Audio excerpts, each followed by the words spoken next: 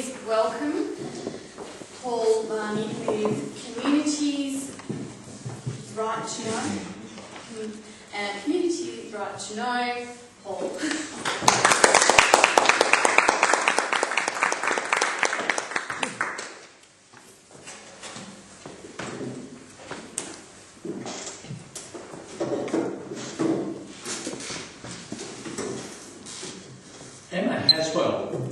Is the founder of Brightside Farm Sanctuary in Cygnet, Tasmania.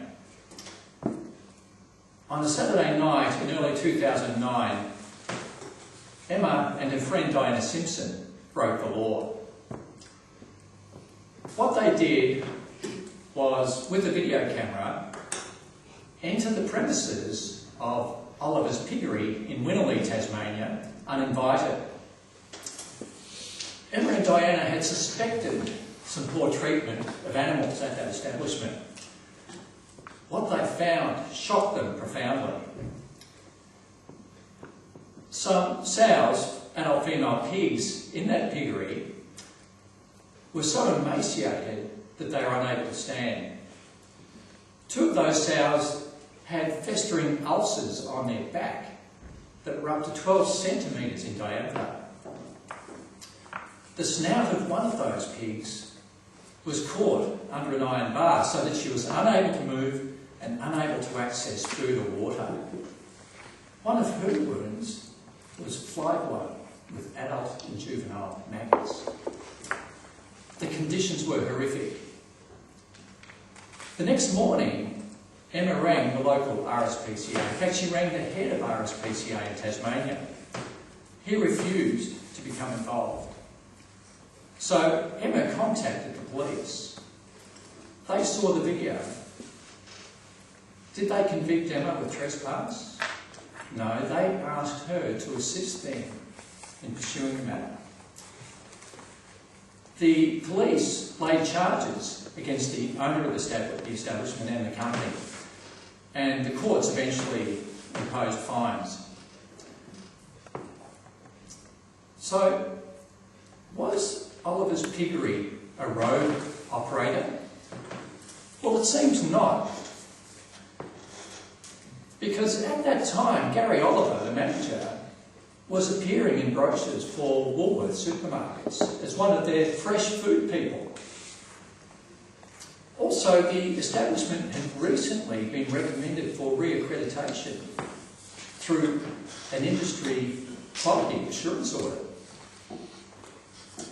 And perhaps most surprisingly, a director and shareholder in the company that managed Oliver's Piggery was also on the board of the peak industry body, Australian Pork Limited. And it's also worth noting that since that time, animal activist group Aussie Farms has documented similar horrors from over 20 piggeries and abattoirs throughout New South Wales and Queensland. So what's been the industry's response to these horrors? Well, instead of calling for stricter penalties against operators, the industry is demanding stricter penalties against whistleblowers. They're calling for new legislation, in fact, and the politicians in certain areas have joined the chorus. In fact, Katrina Hodgkinson, the Primary Industries Minister in New South Wales, has said that the action of animal activists going undercover and blowing a whistle are akin to those of terrorists. Not to be denied, Federal Minister Barnaby Joyce has compared them to vigilantes raiding domestic dwellings. So, what's the answer? Well, I say to the industry and to the politicians who support it that they should not go after the animal activists, whistleblowers.